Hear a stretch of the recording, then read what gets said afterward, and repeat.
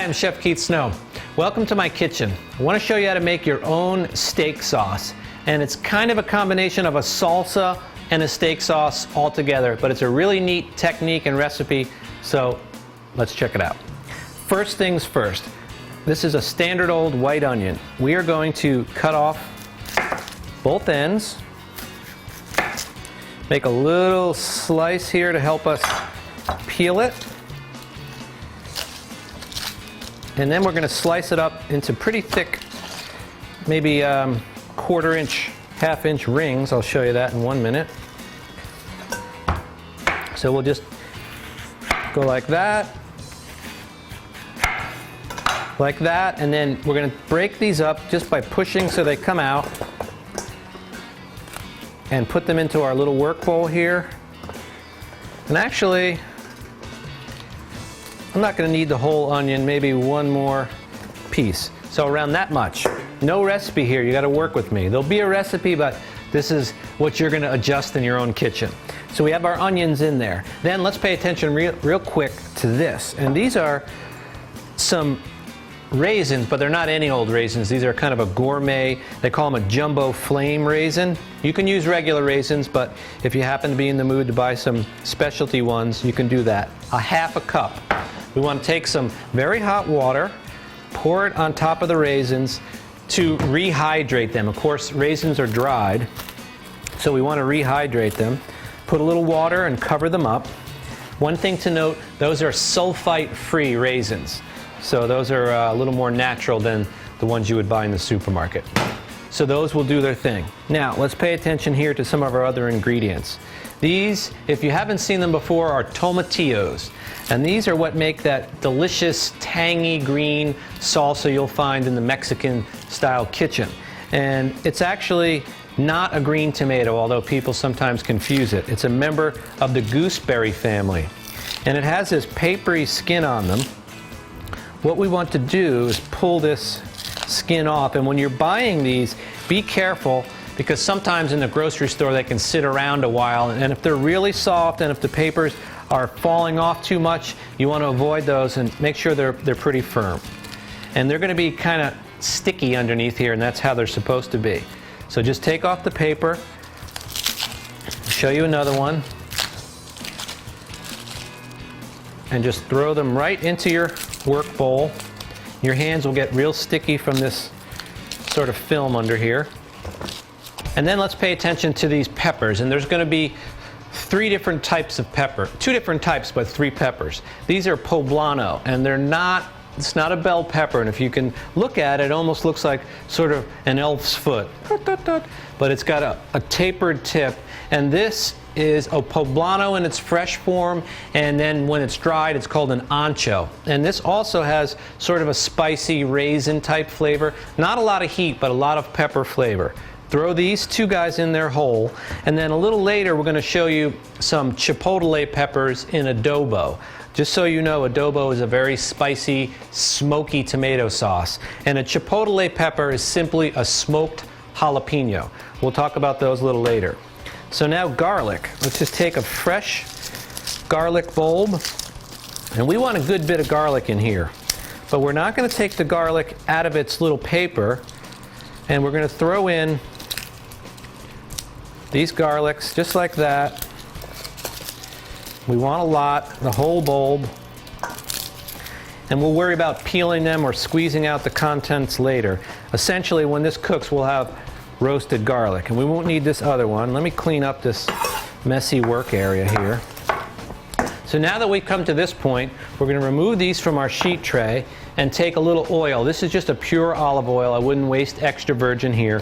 The only reason we're using oil is to transfer heat, because if you put these on here, they're going to go in the oven. If there's no oil, you're not going to get the nice charred, kind of blackened look that we're going for. So put some oil in there, not too much so your oven doesn't smoke like crazy. And then black pepper, and be generous here. Crank on, 30 or 40 twists of black pepper.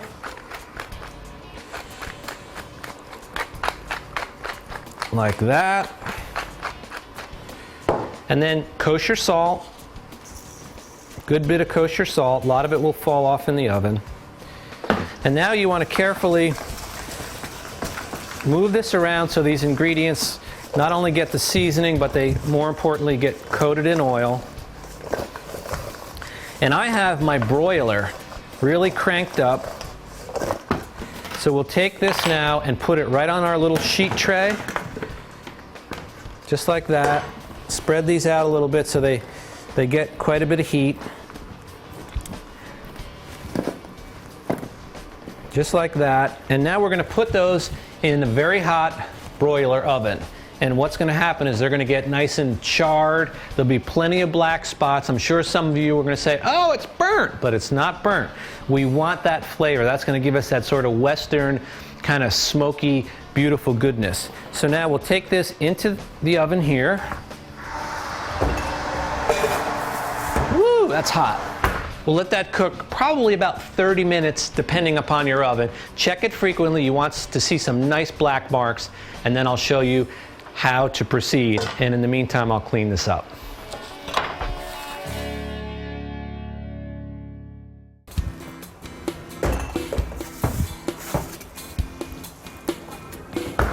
There you have it. Now hold your paws. I know you think, oh, you burnt them. Some of them are a little charred, a little more than others, but that's flavor. That's exactly what we want. So I'll show you from this point here, there's several things we need to do. Take the top off of our food processor, and then we're going to move right over here with this hot tray.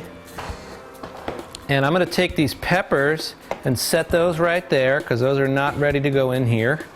And then all of this stuff with all its beautiful black marks is going to go right into this food processor. That one won't make it, but most of the others are just perfect. And trust me, if you don't have these marks, you're cheating yourself a lot of flavor. So we'll get the tomatillos and the onions in here. We're going to leave the garlic behind because we have to peel it, take it out of its little garlic paper.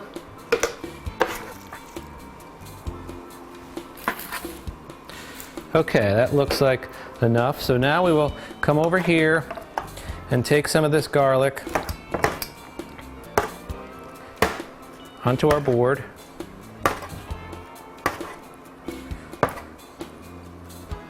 Onion, onion, onion, go in there.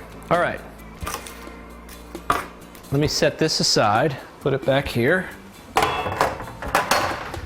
Now, first things first, let's take a knife and we'll take our poblano peppers. These do have a skin on it, and I could put this in a covered dish with a little plastic wrap over it and remove the skins, but it doesn't bother me. The one thing I want to be careful of is there is a seed pod in here, so I'm only going to take this part of the pepper. I'm going to turn it upside down, try to remove the seeds. Yow, that's hot. Drop it right in there. You be careful at home. Get some of the seeds and the liquid out. Ow! Yow! That's hot. Now, next thing, you see I have some cilantro here. We want a good bunch of cilantro in there. We don't need to chop it. We'll let the food processor do the work for us. Put it in there. Then we'll pay attention to an orange.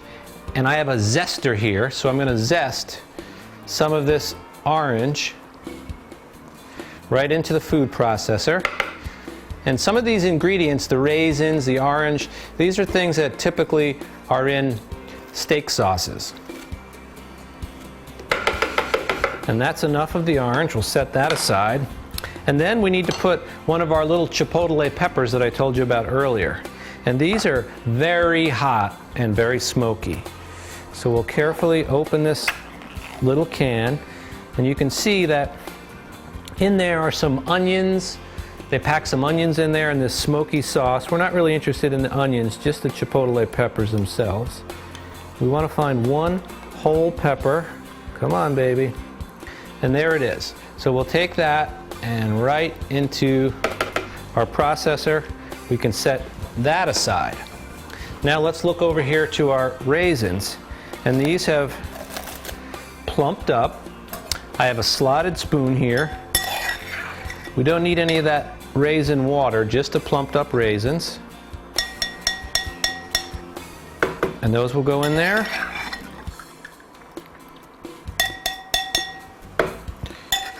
Get every one. Now I'll set this aside. Then one little dash of Worcestershire sauce. Put that aside. Clean my hands a bit. And as you can tell, I'm leaving these garlic cloves for the last possible moment because they're very hot. So black pepper. About a 1/4 teaspoon.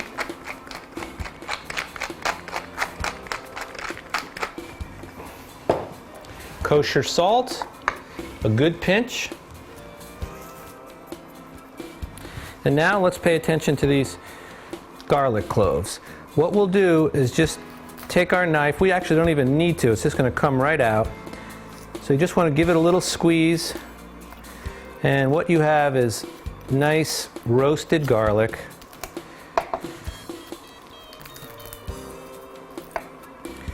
And I actually can do this right above my processor and save a step. So we'll just squeeze it out, and that is still kind of hot. Yow! And obviously, when you make it, you won't be filming, so let them cool off. We'll put our processor top on and give it a ride.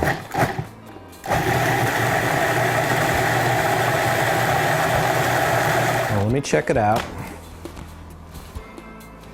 Some unbelievable flavors in there. That sweet kind of raisin smell with the chipotle pepper, and you can smell the orange. Really great. We'll let this run.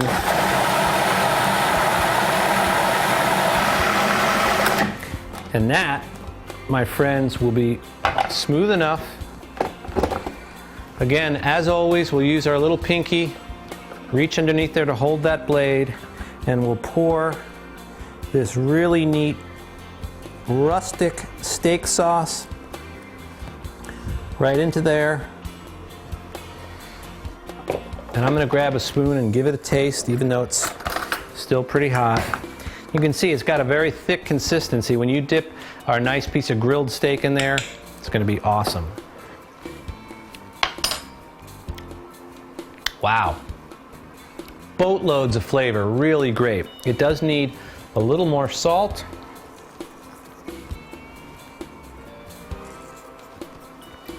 So that's all I would do to that. I'll use this clean fork to stir that through. Now that is complete, and I'll show you how to use that when we get to the steak.